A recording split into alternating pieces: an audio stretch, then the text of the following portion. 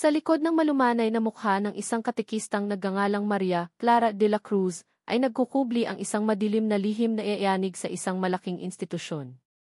Mula sa pagiging biktima ng isang sakuna, siya ay naging target ng isang malawak na konspirasyon, at ang bawat hakbang niya ay unti-unting nagbubunyag sa isang lihim na proyektong tinatawag na Proyektong Sampaguita. Isang lugar kung saan ang katotohanan at kataksilan ay nagpapalit ng anyo. Ang araw sa Maynila ng tanghaling iyon ay tila isang nagbabagang uling na dumadagan mula sa lahat ng direksyon. Dahil dito, ang sementadong bakuran ng presinto ng pulisya ay nagpapakislap ng nakabubulag na liwanag. Ang mainit na hangin na maihalong amoy ng gasolina mula sa mga jeep at pawis ng mga taong nakapila sa ilalim ng matinding sikat ng araw ay dumadagdag sa bigat ng pakiramdam. Sa gitna nila, ang mga hakbang ni Clara ang tila pinakapayapa. Ang kanyang simpleng puting bestida ay marahang gumagalaw sa bawat ihip ng hangin na para bang ito ang nag-iisang malinis na bagay sa gitna ng magulong paligid. Ang kanyang mukha ay mahinahon, ngunit ang mga guhit ng pagod sa ilalim ng kanyang mga mata ay malinaw pa ring bakas. Ito ang labi ng mga gabing walang tulog matapos ang aksidenteng muntik ng kumitil sa kanyang buhay at sa buhay ng iba. Hawak niya ang isang asul na folder na naglalaman ng kasunduan ng pagkakaayos na nilagdaan na ng pamilya ng biktima. Para sa kanya, ito na dapat ang katapusan ng isang mahabang pasanin. Lahat ay naayos na sa paraang pampamilya, walang samaan ng loob. Ngayon, isa na lamang ang kailangan niyang gawin, kunin ang kanyang sasakyan na pinigil ng pulisya bilang ebidensya. Bawat hakbang patungo sa pinto ng presinto ay mabigat, hindi dahil sa init, kundi dahil sa kakaibang kutob na gumuguhit sa kanyang dibdib. Para bang may isang bagay na hindi dapat mangyari sa araw na iyon. Pagpasok niya sa looban, nagbago ang kapaligiran. Ang tunog ng mga pito, magagaspang na tawanan, at ang ingay ng isang lumang printer ay nagsasalitan, lumilikha ng isang maliit na kaguluhan sa loob ng silid-serbisyo. Pinagmasdan ni Clara ang paligid, nakita ang ilang mamamayan na nakayuko at tila sunod-sunuran habang tinatanong ng mga opisyal. Huminga siya ng malalim, sinusubukang pakalmahin ang kanyang puso. Hindi ito ang unang pagkakataon na hinarap niya ang burokrasya, ngunit sa pagkakataong ito, hindi niya malaman kung bakit tila napakabigat ng hangin sa loob ng silid. Lumakad siya patungo sa isang counter na may matatag na hakbang, mahigpit na hawak ang kanyang asul na folder. Tila ito ang kanyang huling muog laban sa anumang inhustisya. Nang salubungin siya ng isang opisyal na walang bahid ng ngiti, magalang pa ring nagsalita si Clara. Magandang araw po, sir. Nandito po ako para kunin ang sasakyan ko. Tapos na po at naayos na ang lahat ng usapin sa pamilya ng biktima, wika niya, mahinahon ngunit may diin. Tumango lamang ang opisyal nang hindi man lang tumitingin sa kanyang mukha, saka naglakad patungo sa likuran upang kunin ang mga papeles. Sa labas, lalong tumindi ang sikat ng araw, at mula sa refleksyon sa salamin ng bintana, nakita niya ang sariling mukha. Payapa, ngunit marupok, na parang isang taong hindi pa alam kung anong uri ng unos ang naghihintay sa kanya sa loob ng gusaling iyon. Pagdating niya sa harap ng counter ng administrasyon, ang masikip at maalinsangang hangin sa silid ay agad na dumagan sa kanyang dibdib. Ang isang lumang bentilador sa itaas ay mabagal lamang na umiikot, nililipat ang init mula sa isang sulok patungo sa isa pa. Si Clara ay tuwid na nakatayo sa harap ng isang mesang bakal na bakbak na ang pintura. Isang pulis na may walang emosyong mukha ang nag-abot sa kanya ng isang pirasong papel na may opisyal na letterhead. Ang mga numerong nakasulat dito ay nagpalaki sa mga mata ni Clara, isang halagang higit pa sa kalahati ng presyo ng kanyang sasakyan. Sa isang iglap, nawala sa isip niya ang lahat, at ang tanging naririnig niya ay ang tiktak ng isang lumang orasan sa dingding na nagmamarka sa kakaibang katahimikan sa pagitan nilang dalawa. Hindi po ito makatarungan, sir. Nabasag ang kanyang boses ngunit sinubukan pa ring maging matatag. Ang pulis, na nakasuot ng kupas na uniforme na may pangalang halos hindi na mabasa, ay bumuntong hininga lamang. Ang kanyang tingin ay blanko na para bang sanay na siyang makaharap ng ganitong reaksyon. Bagong patakaran, ma'am. Kung ayaw ninyong mahirapan, bayaran niyo na lang para mailabas na ang sasakyan. Ang mga salitang iyon ay binitiwan ng walang anumang pagsisisi, tulad ng isang memoryadong linya na paulit-ulit na niyang sinasabi. Tinitigan ni Clara ang kanyang mukha, naghahanap ng kahit kaunting paliwanag o pagkatao. Ngunit ang natagpuan niya ay mga matang walang laman, walang konsensya. Huminga siya ng malalim, pinipigilan ang galit na unti-unting umaakyat sa kanyang lalamunan. Sa kanyang puso, inulit niya ang isang panalangin, humihingi ng pasensya, upang hindi siya magpadala sa lantarang inhustisya na nasa kanyang harapan. Ngunit habang lalo niyang pinipigilan, lalong lumalago ang pandidiri sa kanyang kalooban. Alam na alam niyang ang halaga sa papel ay hindi resulta ng isang bagong patakaran. Ito ay isang uri ng kotong, isang pangingikil na ginawang legal sa pamamagitan ng mga peking pirma at formal na pananalita na tila lehitimo. Nakarinig na siya ng mga katulad na kwento mula sa iba, ngunit hindi niya inakalang siya naman ang magiging biktima. Sir, inayos ko na po ang lahat sa pamilya ng biktima. Formalidad na lamang po itong pagkuha ng sasakyan, sabi niya na may mas matalas na tono. Sinulyapan siya ng opisyal at saka bumuga ng usok ng sigarilyo sa hangin nang hindi sumasagot. Sa likuran, ilang pulis ang mahinang nagtatawanan, pinag-uusapan ang isang bagay na hindi malinaw. Ngunit malinaw na ang tono ng kanilang panunuya ay nakatuon sa kanya. Napapikit si Clara sandali, pinipigilan ang mga luhang malapit ng pumatak. Hindi dahil sa takot, kundi dahil sa pagkadismaya sa isang sistemang walang awang nanggigipit sa mga taong may mabuting hangarin. Sa kanyang puso, ipinangako niya na ang araw na iyon ay hindi magtatapos sa kanyang pagyuko sa kabulukan.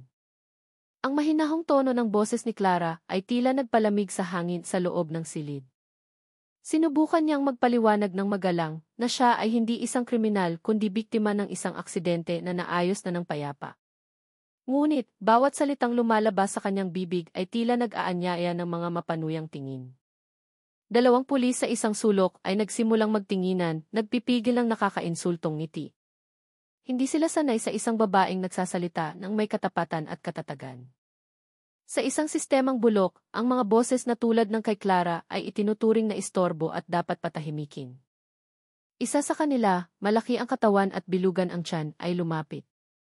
Ang kanyang uniforme ay gusot, ang kanyang sombrero ay bahagyang nakatagilid, at sa kanyang kamay ay maihawak na isang maikling batuta na paulit-ulit niyang ipinapalo sa kanyang palad, lumilikha ng isang nakakakabang ritmo. Ang dami mong sinasabi, ma'am, sabi niya ng walang emosyon, ngunit may tono ng babala. Gusto mo bang mailabas agad ang sasakyan mo o gusto mong ipitin na rin namin ang mga papeles mo? Ang kanyang mga salita ay parang mga balang walang pakundangan. Sa likuran niya, dalawa pang kasamahan ang bahagyang tumawa, nagdaragdag sa bigat ng kapaligiran na parang isang kulungan.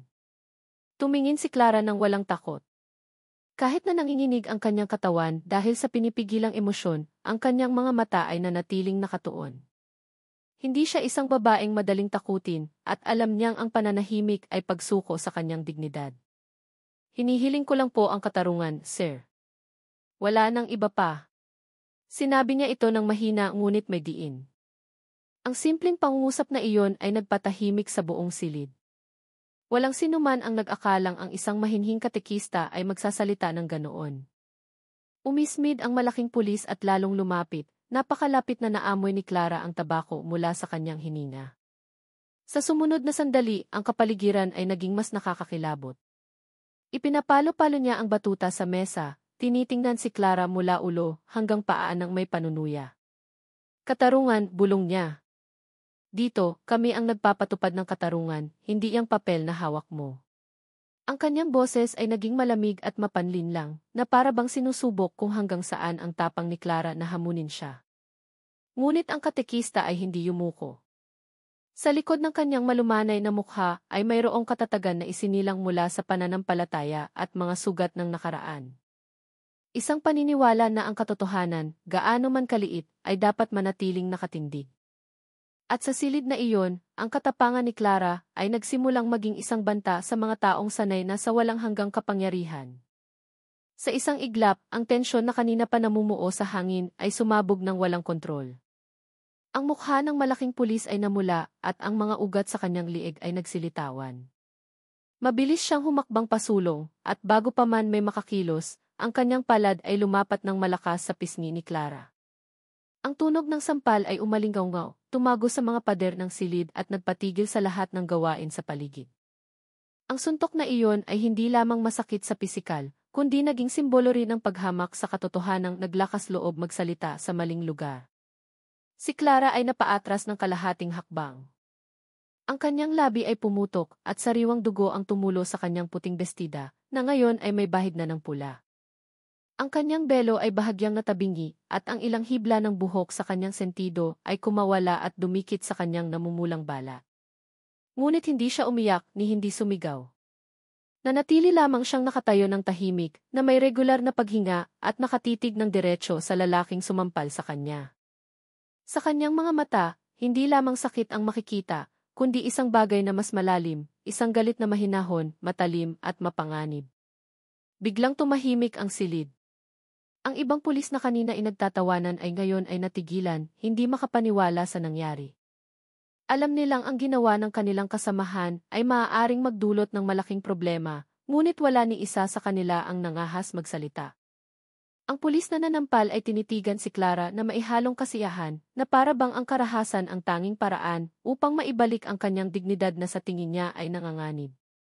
Ngunit habang tumatagal ang kanyang pagtitig kay Clara, lalo siyang kinabahan sa tingin ng babae, isang tingin na hindi nagpapakita ng takot, kundi ng isang babala. Patuloy na tumutulo ang dugo mula sa labi ni Clara, ngunit hindi siya yumuko. Dahan-dahan niyang itinaas ang kanyang kamay at pinunasan ang mansa ng dugo. Ang kanyang kilos ay kalmado, ngunit ang kanyang mga mata ay tumutusok na parang isang balaraw. Sa gitna ng katahimikan, muling inayos ni Clara ang kanyang tindig. Hindi siya nagsalita, ngunit sa paraan ng kanyang pagtingin, alam ng lahat sa silid na iyon na ang babaeng ito ay hindi mananahimik. Mayroong isang bagay na kumukulo sa kanyang kalooban, isang bagay na hindi nakikita ngunit handang sumabog anumang oras. At sa unang pagkakataon, nakaramdam sila ng takot, hindi dahil sa ranggo, kundi dahil sa titig ng isang katekista na hindi nakatulad ng dati. Ang dating tahimik na kapaligiran ay naging marahas sa loob lamang ng ilang segundo. Ang pulis na may malaking katawan, na ang mukha ngayon ay pula sa galit, ay mabilis na humakbang at itinulak si Clara hanggang sa tumama ang kanyang likod sa pader. Ang malakas na tunog ay nagpatalsik sa asul na folder sa sahig, at nagkalat ang mga papeles. Ngunit walang sinuman ang nangahas na tumulong. Ang kanyang malalaking kamay ay humawak ng mahigpit sa liig ng dalaga. Nahirapan si Clara huminga. Napapikit siya, sinusubukang tiisin ang sakit na gumagapang mula sa kanyang lalamunan hanggang sa kanyang dibdib. Ang amoy ng pawis at basang uniforme ay nagpasikip sa maliit na espasyo. Akala mo ba kung sino ka para pumunta dito? Bulong ng pulis sa kanyang tainga. Ang boses nito ay garalgal at malamig. Teritoryo namin to, hindi lugar para sa mga sermon mo. Bawat salita ay parang laso na pumapasok sa kamalayan ni Clara. Sinubukan niyang huminga, ngunit masyadong mahigpit ang sakal. Sa mga sandaling iyon, ang kanyang isip ay lumipad sa imahe ng kanyang yumaong ama, sa mga turo nito tungkol sa pasensya at pagpipigil. Ngunit sa likod ng lahat ng iyon, isang bagay na matagal nang nakakulong sa kanyang kalooban ang nagsimulang gumalaw. Ang likas na pagnanais na mabuhay, lumaban at hindi na muling maging biktima. Ang silid ay tila lalong sumikip. Ang malamig na hangin mula sa aircon ay tumatago sa kanyang balat, salungat sa init ng kanilang mga katawan. Ang dalawang iba pang pulis ay nakatayo lamang sa sulok, hindi nangangahas na makialam. Ang kanilang mga tingin ay pinaghalong takot at pagkalito, na para bang nanonood sila ng isang bagay na hindi dapat mangyari. Sa mga mata ni Clara, ang mundo ay nagsimulang umikot at manlabo. Ngunit sa gitna ng ulap ng sakit, ang kanyang mga mata ay nagpakita ng ibang bagay. Hindi na ang kahinahunan ng isang katekista, kundi isang apoy na nagsisimulang magliyab mula sa kaibuturan ng kanyang kaluluwa. Ang kanyang mga kamay, na kanina ay nanginginig, ay dahan-dahang umangat at hinawakan ang pulso ng pulis. Ang kanyang mga daliri ay kumapit ng pabalik, mahigpit at tiyak. Ang tingin ni Clara ay tumalim, ang kanyang mga balintataw ay lumiit. Tila ang lahat ng kanyang moral na kamalayan at galit ay nagsanib sa isang lakas na hindi na mapipigilan. Sa sandaling iyon, ang kanyang mukha ay nagbago mula sa isang malumanay na anyo, patungo sa isang taong lubos na naiiba. Isang taong isinilang mula sa pagdurusa at paghamak. At para sa pulis, ang tingin na iyon ay isang senyales na ginising niya ang isang bagay na dapat ay nanatiling nakakulong sa loob ni Clara. Sakto nang ang pressure sa kanyang lieg ay umabot sa sukdulan, ang katawan ni Clara ay kumilos ng may bilis na hindi inaasahan ng sinuman. Tila may isang bagay sa loob niya ang na-trigger. Pinihit niya ang pulso ng pulis, kumawala sa sakal, at saka sinuntok ng malakas ang mukha ng lalaki, dahilan para tumalsik ang ulo nito. Isang serye ng mabilis na suntok ang tumama sa sentido at panga nito. Ang tunog ng nag-umpugang buto at nahihirapang paghinga ang pumuno sa silid. Sa isang iglap, lahat ng nakakita ay natigilan. Hindi sila nanonood ng isang babaeng lumalaban, nanonood sila ng isang bagay na mas nakakatakot, isang galit na may kasanayan. Hindi nag-iisip si Clara. Ang kanyang katawan ay kumikilos batay sa purong instinct.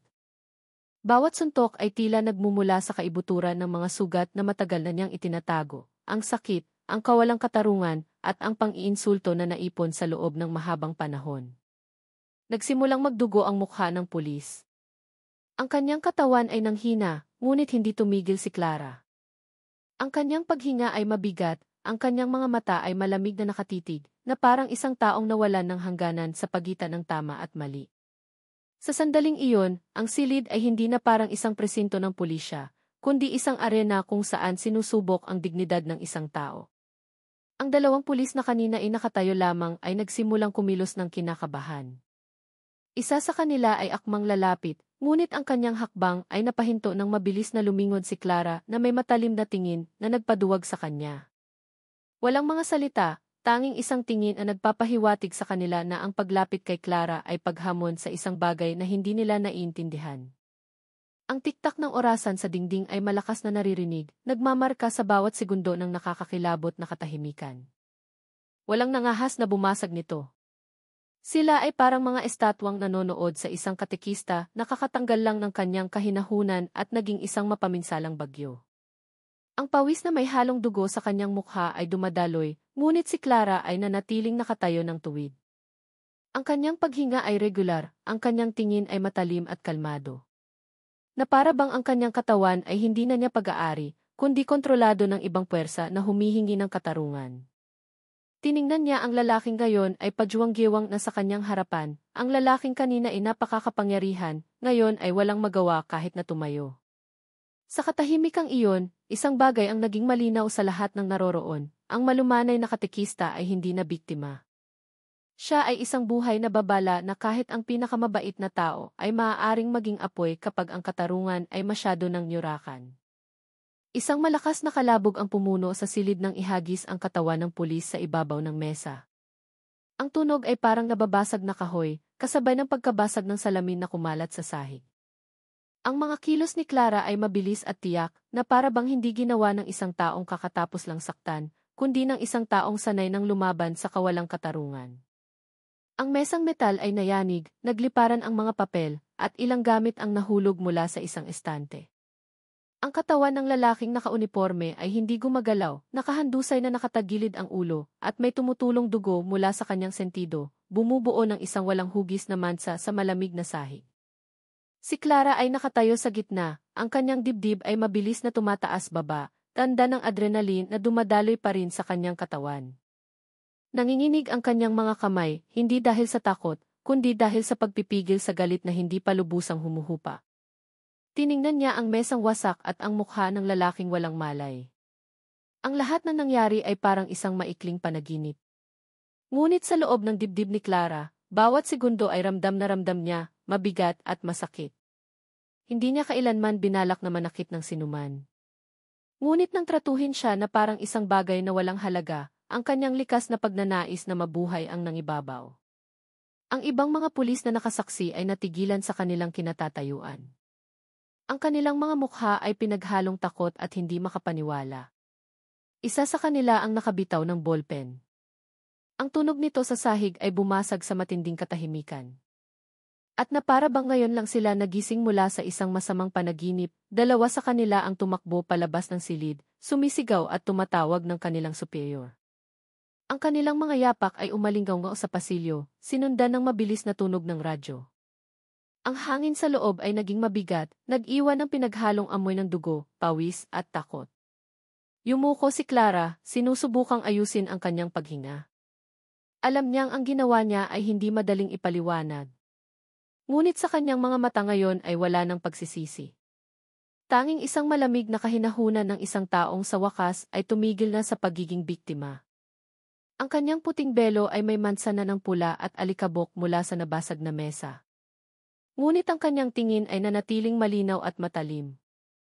Habang siya ay humakbang paatras, tuwid ang kanyang likod, at ang kanyang boses ay kalmado bagaman mahina, sinabi niya, "Hindi ako mananahimik kung ang dignidad ko ay niyuyurakan." Ang mga salitang iyon ay umalinggaw sa wasak na silid, naging saksi na sa araw na iyon, isang katekista ang tumindig hindi lamang laban sa isang tao, kundi laban din sa sistemang matagal nang nang-aapi sa kanya. Ang pinto ng silid ay bumukas ng may malakas na kalabog, lumikha ng isang alinggaw na pumutol sa tensyonadong katahimikan sa gitna ng mga basag na salamin at nagkalat na papel. Isang mataas na opisyal na may kumpletong uniporme ang nakatayo sa bukana. Ang kanyang anino ay tumakip sa liwanag ng araw na pumapasok mula sa labas. Ang kanyang mga hakbang ay mabigat at may otoridad. Ang kanyang itim na sapatos ay tumapak sa mga basag na salamin ng walang pag-aalinlangan. Ang boses na lumabas sa kanyang bibig ay matalas, tiyak, at umalinggaw sa bawat sulok ng silid. Tama na iyan. Isang salita lamang iyon, ngunit sapat na para patigilin ang lahat.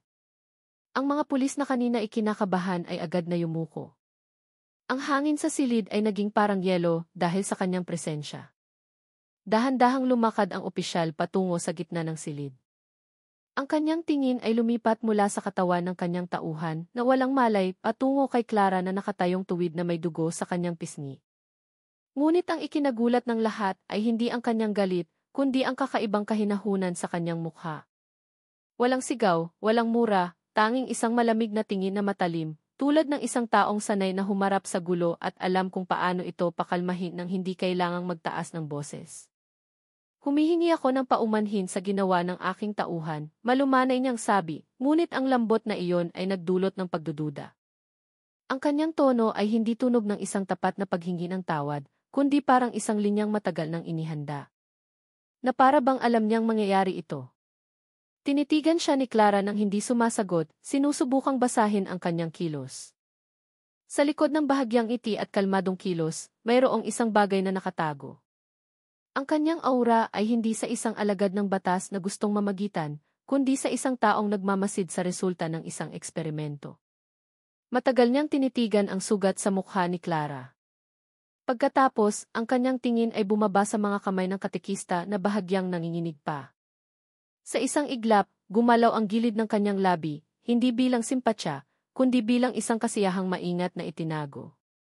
Titiyakin kong hindi na maulit ang ganito, sabi niya habang sumusulyap sa dalawa niyang tauhan. Nagbigay siya ng isang banayad na senyas at agad nilang binuhat ang pulis na walang malay at mabilis na inilabas. Ngayon, si Clara at ang opisyal na lamang ang natira sa silid. Ang katahimikan ay namayani at tanging ang ugong ng bentilador ang naririnig. Isa kang malakas na babae, binibini, mahina niyang sabi habang direktang nakatitig sa kanyang mga mata. Ngunit minsan, ang ganyang kalakas ay hindi ligtas kapag napunta sa maling sitwasyon. Tumingin si Clara nang hindi kumukurap.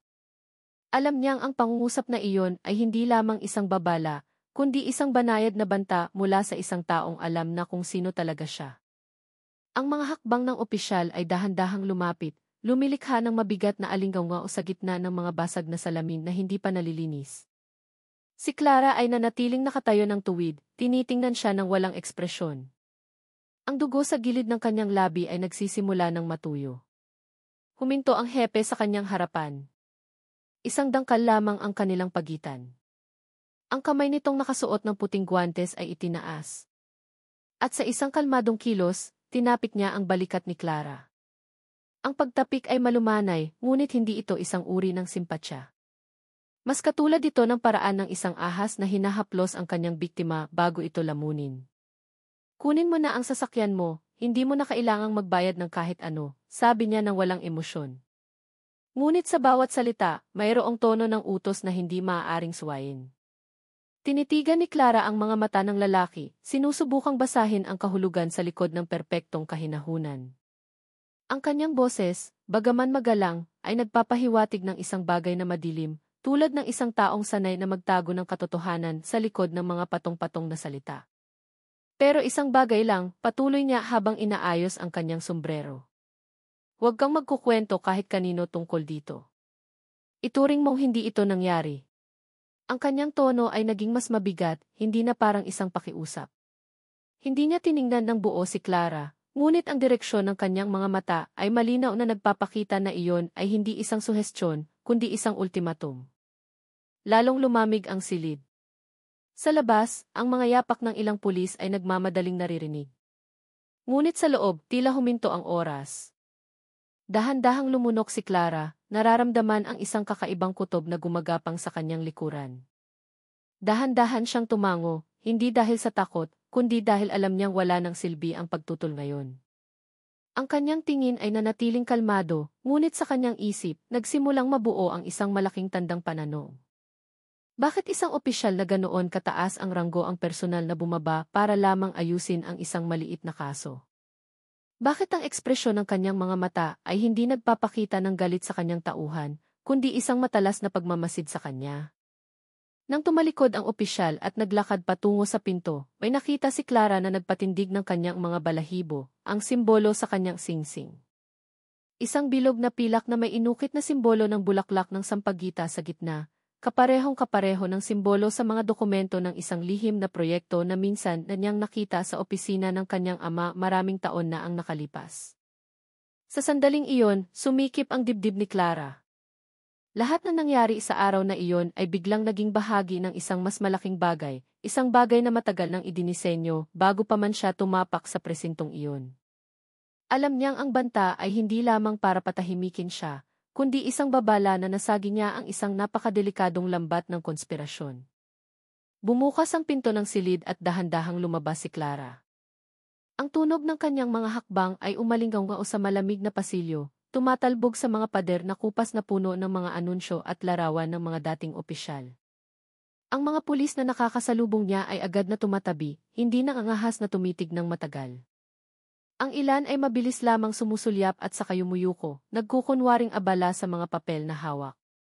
Mayroong takot sa kanilang mga mata, ngunit mayroon ding ibang bagay, respeto, marahil paghanga, o di kaya'y pagkalito. Nakikita nila ang isang dalagang katekista na may tuyong dugo sa pisngi, ang puting bestida ay may mansa, ngunit naglalakad pa rin ng tuwid na parang walang nangyari. Ang mainit na hangin sa labas ay sumalubong sa kanya ng matalim. Sa malawak na bakuran, huminto si Clara sandali at tumingin sa paligid. Nararamdaman niya ang mga titig mula sa malayo, mula sa bintana sa ikalawang palapag, mula sa guardhouse malapit sa gate. Lahat ng mata ay tila nakamasid sa kanya. Na para bang ang kanyang presensya ay nagdudulot ng isang tensyon na hindi maipaliwanag. Ang hangin ay nagdala ng amoy ng gasolina at alikabok, humahampas sa kanyang mukha na masakit pa rin. Hinawakan niya ang sugat sa kanyang labi, hindi para tiyakin ang sakit, kundi para alalahanin na ang sugat na iyon ay totoo, na ang karahasan ay nangyari at hindi isang ilusyon. Sa harap ng gusali, ang kanyang itim na sasakyan ay maayos nang nakaparada, tila hindi nagalaw. Ang plaka na dating tinanggal ay nakakabit na muli. Ang lahat ay mukhang normal, masyadong normal para sa sitwasyong kanyang pinagdaanan. Lumapit si Clara, ang kanyang mga mata ay sinusuri ang sasakyan na may pagdududa. May napansin siya. Ang sasakyan ay nalinis na. Maging ang mga gasgas sa bumper ay nawala na para bang hindi kailanman nagkaroon ng aksidente. Ang kanyang kamay ay huminto sa hawakan ng pinto, at ang kanyang paghinga ay napigil. Mayroong isang bagay na mali. Na para bang may isang taong gustong burahin ang bawat bakas ng katotohanan mula sa pangyayaring iyon. Nanatiling nakatayo si Clara ng ilang segundo, tinitingnan ang kanyang sariling refleksyon sa salamin ng sasakyan. Ang mukhang iyon ay tila dayuhan sa kanya. Sa likod ng mga sugat at alikabok, ang kanyang mga mata ay nagliliyab na may mapanganib na kahinahunan. Hindi ito nagkataon lang, bulong niya. Ang kutob na iyon ay lalong lumakas. Na para bang may isang bagay na gumagalaw sa likod ng mga anino. Alam niyang hindi pa tapos ang araw na iyon. Ang nangyari sa loob ng silid ay panimula lamang ng isang bagay na mas malaki. Isang nakatagong laro kung saan siya ay hindi lamang isang biktima, kundi bahagi ng isang senaryo na hindi pa niya lubos na naunawaan. Nang paanda rin niya ang makina ng sasakyan, tumalim ang tingin ni Clara. Alam niyang simula sa sandaling iyon, wala nang daan pabalik sa pagiging isang ordinaryong tao. 3 araw ang lumipas mula ng insidente sa presinto, ngunit ang anino nito ay hindi pa rin nawawala. Sa tuwing ipipikit ni Clara ang kanyang mga mata, naririnig pa rin niya ang tunog ng nabasag na mesa, ang maikling sigaw, at ang malamig na titig ng opisyal na nagsabi sa kanyang manahimik. Noong gabing iyon, nakaupo siya sa kanyang simpleng silid, kasama ang tunog ng mga kuliglig at ang malamlam na ilaw. Biglang nag-vibrate ang kanyang telepono. Walang pangalan ng nagpadala, isang hindi kilalang numero lamang at isang maikling mensahe na nagpatigil sa pagdaloy ng kanyang dugo. Hindi eve nag-iisa. Alam namin kung dengue itinatago nila. Sa ilalim nito ay may isang icon ng video file, hindi malaki ang sukat, ngunit tila may daladalang napakabigat na pasanin. Nanginginig ang kamay na pinindot ni Clara ang play button.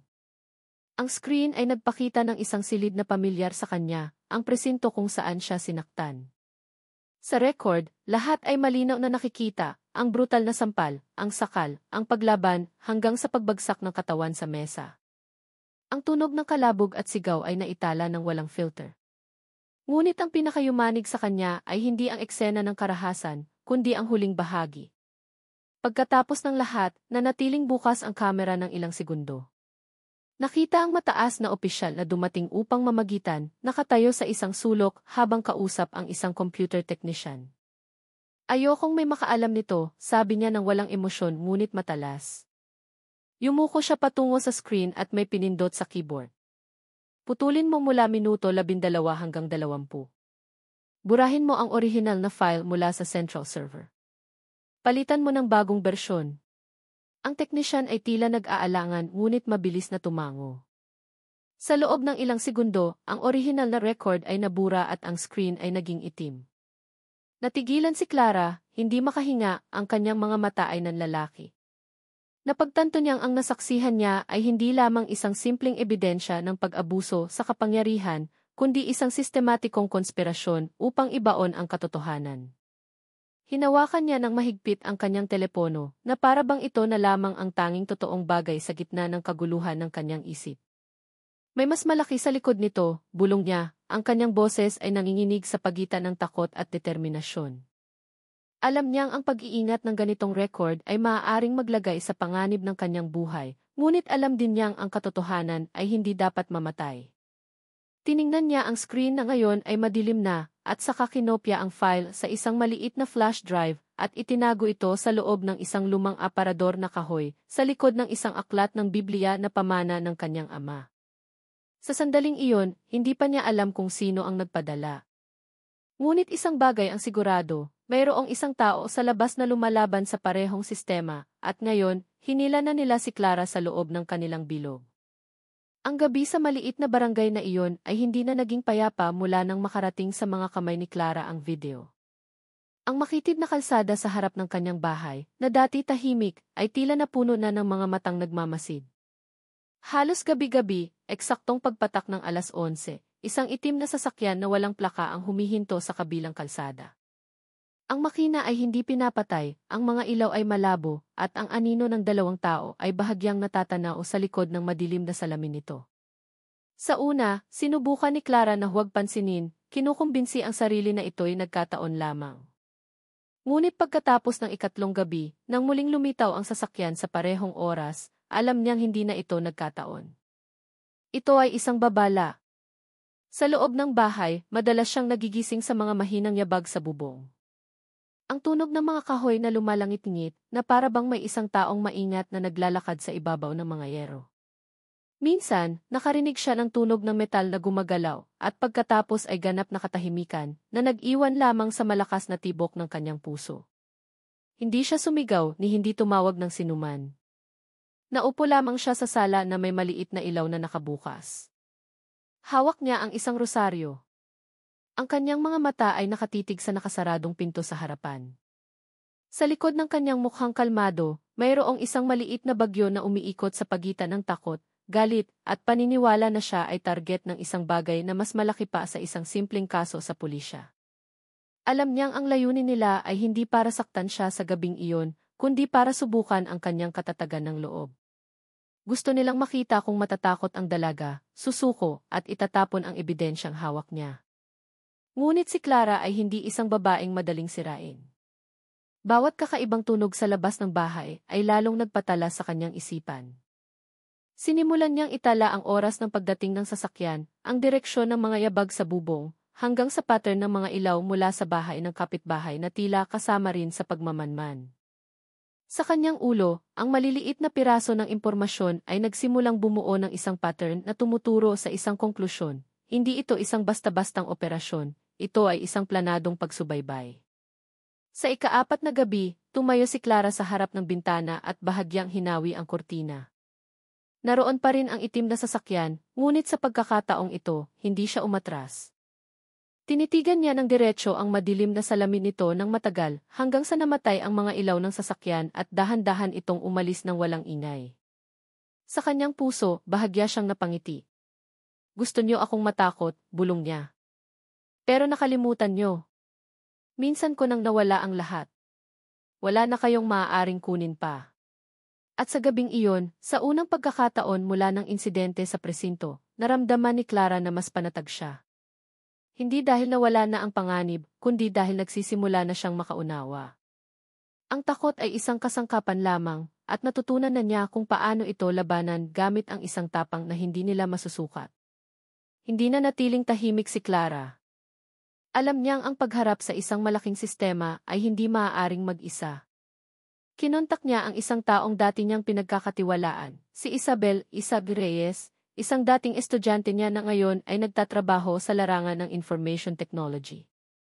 Ang dalaga ay matalino, mabilis mag-isip at may access sa mga sistemang hindi madaling mapasok ng ordinaryong tao. Kailangan kong may tingnan ka, sabi ni Clara sa mababang boses sa pamamagitan ng isang naka-encrypt na tawag. Hindi nagtanong si Isa. Ipadala mo ang data, hahanapin ko, maikli niyang sagot. Mula noong gabing iyon, tahimik silang nagtrabaho, tinutunton ang madilim na network sa likod ng institusyong tila malinis sa ibabaw. Mula sa kanilang pagsisiyasat, lumabas ang isang kahina-hinalang pattern. Ilang regular na paglilipat ng malalaking halaga ng pera ang dumadaloy mula sa isang pribadong kumpanya na nagngangalang Luzon Pharmatech patungo sa mga account ng ilang opisyal ng pulisya, kabilang ang isang pamilyar na pangalan, Police Major Dante Imperial, ang lalaking may mahinahong mukha na tumapik sa balikat ni Clara. Ngunit habang lalo silang naghukay, lalong nagiging kakaiba ang koneksyon. Ang Luzon Pharmatech ay hindi pala isang simpleng kumpanya ng pharmaceutical research, gaya ng inaangkin nito sa publiko. Sa ilalim ng mga peking dokumento, mayroong isang lihim na proyekto na may codename na T-Proyektong Sampaguita, kapareho ng simbolo sa singsing ng Major. Ang nagpahirap sa paghinga ni Clara ay ang sumunod na natuklasan. Nagpadala si Isa ng isang ulat na nagpapakitang ang aksidenteng kinasangkutan niya ay hindi isang ordinaryong aksidente. Ang sasakyang nabangga niya ay minamaneho ng isang internal courier ng kumpanya na nagdadala ng raw data mula sa proyekto. Ang dokumento ay naglalaman ng mga resulta ng eksperimento sa mga tao na itinago bilang medical research. At ang courier na iyon, ayon sa internal records, ay papunta upang ibigay ang isang kopya sa isang tagalabas na nais ilantad ang proyekto sa publiko. Biglang naging bahagi ng isang planong sinadyang binuo upang pigilan ang pagtagas ng impormasyon ang aksidente ni Clara. Ngayon, lahat ng piraso ay nagsisimulang magkabit-kabit. Ang daloy ng pera, ang lihim na proyekto, ang opisyal na nagtatakip sa karahasan sa kanyang presinto, lahat ay konektado sa isang network na mas malawak pa sa inaakala ni Clara. Natigilan siya sa harap ng laptop, tinitingnan ang diagram na ipinakita ni Isa. Ang mga digital na linya na nagkokonekta sa mga pangalan ay parang isang sapot ng gagamba na bumibihag sa sinumang sumagi dito. Naiintindihan mo ba? Tanong ni Isa sa kabilang linya. Kung totoo ngang ito ang parehong proyekto, ibig sabihin, target ka na rin nila. Dahan-dahang isinara ni Clara ang kanyang laptop. Ang kanyang mga mata ay nakatitig sa dingding, at ang kanyang boses ay lumabas na kalmado, ngunit may diin. Siguro hindi lang ako target. Baka bahagi ako nito nang hindi ko nalalaman. Noong Biyernes ng gabi na iyon, ang hangin sa Maynila ay mas mabigat kaysa karaniwan. Kakatapos lang ng ulan, nag-iwan ng amoy ng basang lupa at mga sanao sa harap ng lumang gusali ng presinto, kung saan karamihan sa mga ilaw ay patay na. Nakatayo si Clara sa likod ng bakod, nakasuot ng madilim na jacket sa ibabaw ng kanyang bestida. Ang kanyang mukha ay natatakpan ng itim na belo na mahigpit niyang ibinalo. Sa kanyang kaliwang kamay ay may maliit na flashlight, at sa kanan ay isang electronic key na gawa ni isa. Wala nang oras para mag-alinlangan. Alam niyang malaki ang panganib sa kanyang gagawin, ngunit ang katotohanang hinahanap niya ay masyadong mahalaga para talikuran. Matapos tiyakin na walang gwardiya sa paligid, binuksan niya ang pinto sa likuran sa isang galaw lang. Isang mahinang clicky ang narinig, bumukas ang pinto, at ang malamig na hangin ang tahimik na opisina ay sumalubong sa kanya. Madilim at tahimik ang pasilyo. Dahan-dahang naglakad si Clara, kasama lamang ang tunog ng kanyang mga yapak sa sahig. Dinaanan niya ang silid ng mga archive, ang imbakan ng armas, hanggang sa marating niya ang isang pintong bakal na may markang e-server room, internal case desk. Bumilis ang tibok ng kanyang puso. Sa loob ng silid na iyon, lahat ng data, komunikasyon, at digital na dokumento ng presinto ay nakaimbak. Idinikit niya ang maliit na aparato na gawa ni isa sa panel ng pinto, at sa loob ng ilang segundo, bumukas ang lock. Pagpasok, ang silid ay puno ng mga hilera ng mga key at kumikislap na monitor. Umupo siya sa harap ng isa sa mga pangunahing computer, isinaksak ang flash drive, at sinimulang hanapin ang mga file na may kaugnayan sa kanya. Sa libu-libong folder, isang pangalan ang umagaw sa kanyang pansin, Proyektong Sampaguita. Binuksan niya ito at ang screen ay nagpakita ng serye ng mga file, mga record ng interogasyon, mga ulat ng operasyon, at mga dokumentong may markang key secret. Sa isang video, nakita ang ilang leader ng relihiyon na lihim na tinatanong, inaakusahan ng ideological subversion. Ngunit ang pinakanagpahirap sa kanyang paghinga ay isa pang folder na may pamagat na target elimination. Dahan-dahan niya itong binuksan at isang listahan ng mga pangalan ang lumitaw. Mga lider ng komunidad, propesor, aktivista, hanggang sa ilang mga kabataang pari, lahat ay may markang pula. Nanginginig na sinundan ni Clara ang listahan. Ang kanyang kamay ay huminto sa huling linya at hindi siya makapaniwala sa pangalang nabasa, Maria Clara Z. Cruz. Status, Subject 7. Potensyal na paggising, aktibo. Eliminasyon, nakabinbin. Tila huminto ang pag-ikot ng mundo. Matagal niyang tinitigan ang screen. Ang kanyang katawan ay nanigas. Ang kanyang lalamunan ay natuyo. Ang pangalan ng kanyang ama, Ahmad, ay lumitaw sa kolum ng mga tala, pangunahing taga-disenyo ng genetic purification algorithm. Bigla, lahat na naranasan niya, ang aksidente, ang karahasan, ang mga banta, ay nagsimulang magkaroon ng saysay. Hindi siya biktima ng pagkakataon, kundi bahagi ng isang malaking eksperimento na nagsimula pa noong siya ay isinilang.